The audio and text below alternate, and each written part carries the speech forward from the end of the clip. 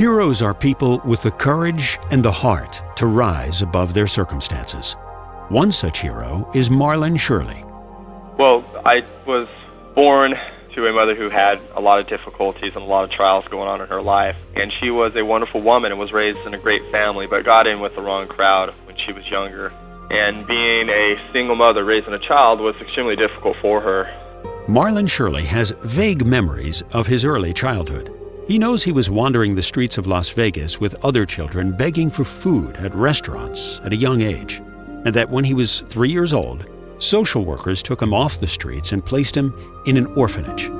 He remembers living in different orphanages until he was settled in a large facility in Boulder City, Nevada.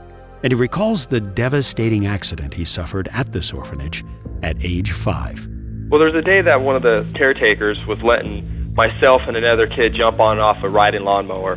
When he turned, I didn't see him. When I ran up to him, I had fell under the lawnmower, and he went into shock and had put the lawnmower, I believe, in park on top of me. And that's when a lot of the damage was done. They rushed me to a hospital nearby, but with, the extent of the injury and obviously the infection that was going to be in there, I'm sure, just from the grass and all that, they had to amputate my leg just right at the ankle. That night, Marlon awoke alone in a strange hospital room with no one to tell him what had happened to his foot. His first instinct was to climb out of bed, causing him to fall and re-injure himself, which resulted in more surgery. Throughout this ordeal, Marlon received little comfort. However, even at this young age, Marlon had an inner strength that helped him heal. He was fitted with a prosthetic device, relearned how to walk, and was returned to the orphanage. There, Marlon remained for several more years. Then, at 9 years old, his life took a turn for the better. Out of the many children at the orphanage, Marlon was selected to be featured on a show called Wednesday's Child. Whichever week they profile a child who needs adoption, and I think the show was aired nationwide, I believe it was back then.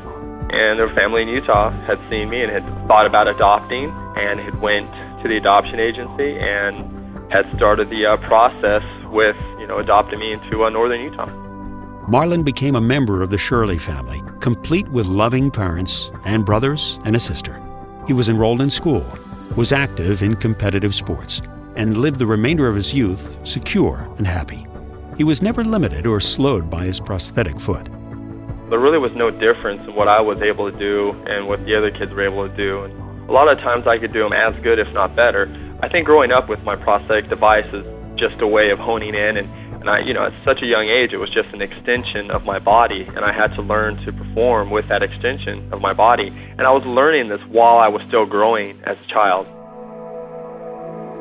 While Marlon was better than the average athlete in high school, he didn't become aware of the extent of his talent until he attended a high school track and field event with a friend.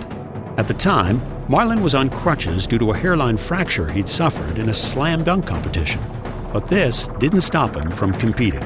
Just for the fun of it, Marlon decided to compete in the high jump.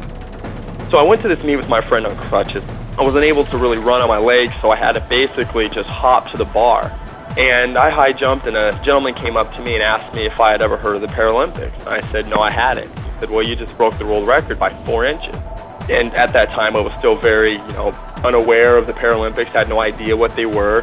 Marlon was invited to compete in a track and field event held in California. And there, again competing in the high jump, Marlon made his first statement to the Paralympic world. Within a month, with the support of sponsors, Marlon moved to Washington State to train full-time for the 2000 Paralympic Games. And within the next 2.5 years, the mission was to not only be the gold medalist in the Paralympics, the 100-meter, but to own the world record and to be the fastest amputee in the world. In the year 2000, Marlon went to Sydney, Australia, where he earned the gold medal in the 100 meters and the silver medal in the high jump. 4 years later, his family traveled to Athens to witness him winning the gold again in the 100, the silver in the 200, and the bronze medal in the long jump. He now holds the world record in both the long jump and the 100 meters, having broken the 11-second barrier of the 100. Marlon Shirley's phenomenal ascent as a world-class athlete has startled the track and field world. Yet while he wouldn't have been able to achieve these dreams without talent, He recognizes that much of his success has come at the price of tremendous dedication and sacrifice from himself and from the people who work with and support him. Part of Marlon's personal sacrifice is the intense pain he daily endures as an amputee working on a carbon fiber device. As a powerful runner, he puts a tremendous amount of force on his residual limb day after day. At first, Marlon's motivation to compete was simply the challenge of accomplishing something that he never thought was possible. Later, his motivation shifted to the people who see him as a role model. This motivation sustains him through the most difficult of times. I loved people coming up and telling me that, hey, it's not only awesome that you could run, it's amazing what it's done for me as a person. And just seeing people, like myself competing too, just shows me that I just want to set the standard. I want to set the bar at a level that people never thought it could be done.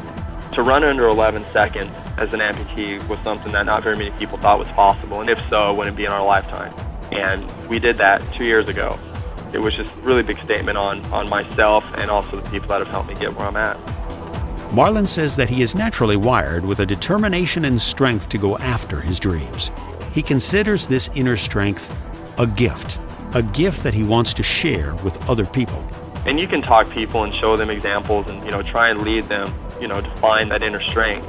Now I have my weaknesses, I'm sure. I have things I have to work on all the time. But then there's just some areas of my life where it just comes more natural. And you're exactly right. There is a heart there and there is a desire to be the best that I could possibly, be.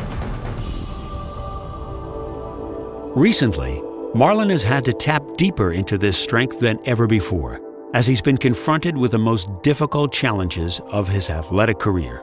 At Indoor World Championships in March, which was in Sweden, I was doing some approaches in the long jump pit. The long jump pit was not set up correctly, and I had made mention of this and had decided to just go ahead and just do some practice runs and not jump. Well, on my first practice run, as I was running down the track, my prosthetic side had hit the sand and had sank into the sand, and I rotated forward over my leg and ended up blowing out my knee. My knee bent forward at the joint, and it just an unimaginable amount of pain. The surgery to repair the damage was extensive, the prognosis cautious at best. However, Marlon was not prepared to let this injury take over his career. My dreams were to set the world record, to this, that, and the other, but, now it's, overcoming this obstacle. This just hasn't been done before, especially at the level that we're trying to do it. And, first of all, anyone that's had a blown out knee knows that it's months, if not years, of rehabilitation to even come back and to be a weekend athlete. When I was going through this operation and going through the rehab in March through April, May, and June, I started to realize that there might be a possibility I can make it back for World Championships. I'd made mention of this to people, and they said, well, 2007, I could see you coming back for World Championships in 2007. And I was actually talking about the World Championships that were going on this past August. And it just was absolutely out of the question. It just wasn't going to happen. And I came out there, and I did the event that took me out. And I did the long jump and won the gold medal in the long jump 3.5 months after blowing out my knee.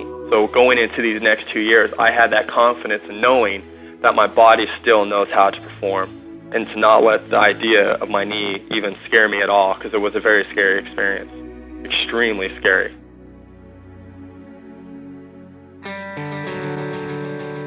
Throughout this challenge, Marlon's family has been on hand to support him.